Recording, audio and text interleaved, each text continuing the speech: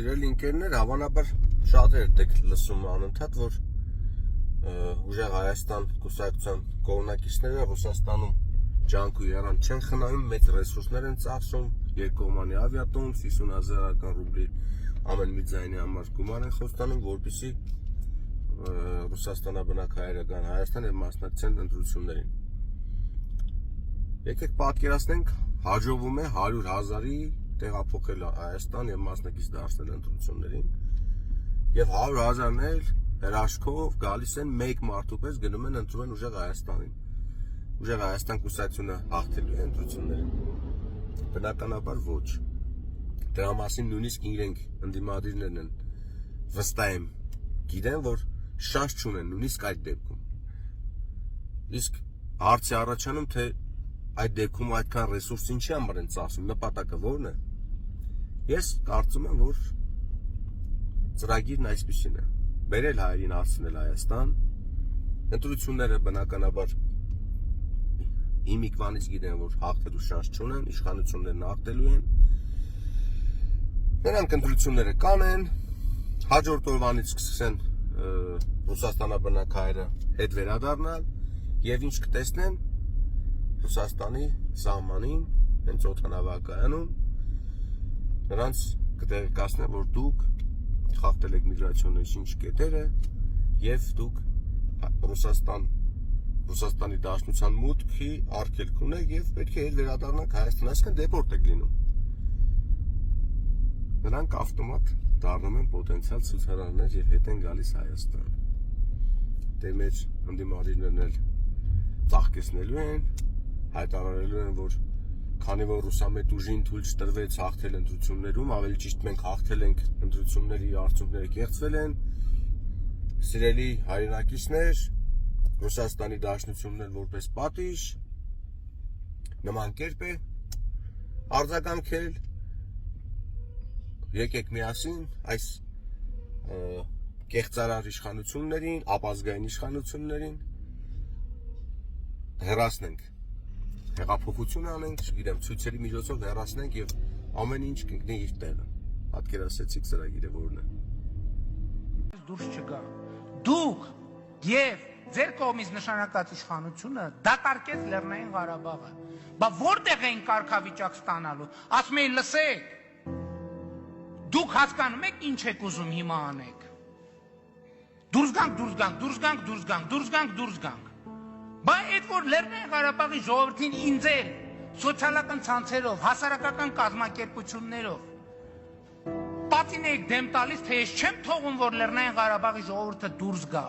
Բա Լեռնային Ղարաբաղի ժողովուրդը, որ Լեռնային Ղարաբաղից դուրս եկավ, այդ կարգավիճակը որտեղ էր ստանալու։ Որտեղ էր ստանալու։ Լեռություն։ Մեր հանրություններ մենք իրանց ասել ենք ձևը, ինչ պետքա անել, այդ խնդրի լուծմանը հասնելու համար։ Դուք եք, որ այս ամբիոններից ասում եք եւ զանգում եք մի հատ այնտեղ, ասում եք, չէ, չանեք դա, կանեք ուղիղ հակառակը։ Վեր կացեք, բոլորս եկեք։ Գիտեք ինչի եք կանչում, որովհետեւ դուք թքած ունեք Լեռնային Ղարաբաղի ճակատագրի վրա։ Ձեզ պետք է, քանի որ ցույց եք անում ստեղ 3-4 հազար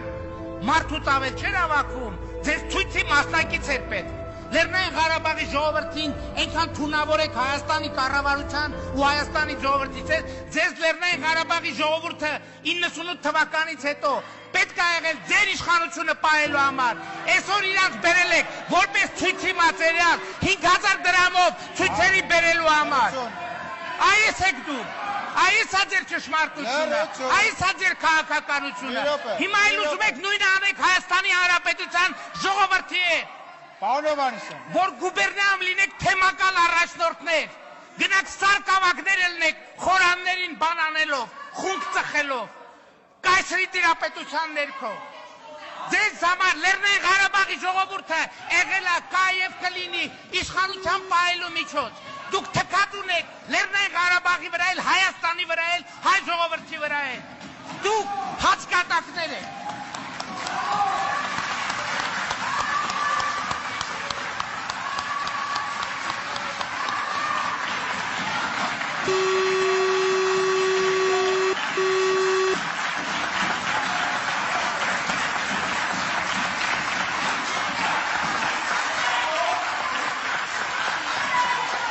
Լրություն, լրություն, լրություն, հարգելի գործընկերներ, հարգելի տիկնայք, լրություն, Սիրելի ընկերներ, երեք տեղեկացանք, որ Օզոնն ու Վայլբերիսը դադարեցրել են համագործակցությունը հայաստանյան կազմակերպությունների հետ, այսինքն միայն մատակարարում են դեպի Հայաստան ապրանք, արտասահմանյան մատակարարներից, արտադրողներից, բայց հայաստանյաններին արգելել են, այսինքն դադարեցրել են ավելի ճիշտ։ Ես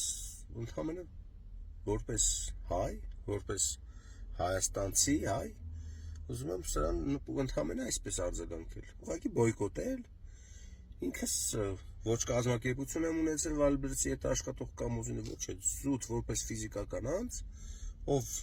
ոչ շատ հաճախ, բայց երբեմն գնումներ է կատարել Վայլբերիսից, ինքս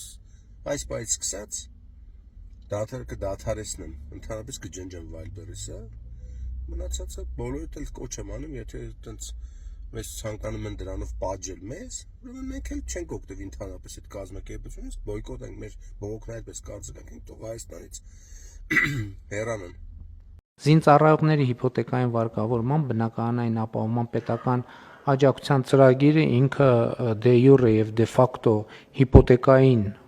վարկ վերցնել եւ փակելու ծրագիր է, բայց վարկն էլ վերցնում եւ փակում է կառավարությունը։ Խոսքա գնում 2850 այն շահառուների մասին, ովքեր 90-ականներից դեռ ընդգրկվել են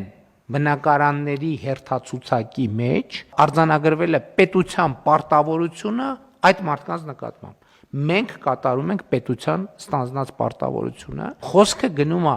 այն մեր զինծառայողների եւ զինծառայության հետ կապված սոցիալական որոշակի խմբերի ներկայացուցիչների մասին, ովքեր պաշտպանության նախարարության բնակարանի հերթացուցակում ընդգրկված են։ Այսինքն այդ հերթացուցակը ընդ որում նախկինում մենք մի X պահի փակվել է արդեն, կոպիտ ասած մենք այս նախկին պարտքն ենք վերադարձնելու 4 տարվա ընթացքում եւ 4 փուլերով 2027 թվականին բնակարան ձեռք ենք բերելու առաջինից 735 հերթական համարով շահառուները, երկրորդ տարում 735-ից պլյուս 812 արդեն հերթական համարներով ու տենց մինչև վերջ։ Այսինքն մարդը այսօր արդեն այս որոշումից հետո ինքը կիմանա երբ է իր հերթը գալու, որովհետև ինքը արդեն գիտի իր հերթական համարը ցուցակի մեջ եւ ըստ համարի տենց համարը ծրագիրը գնալու է առաջ։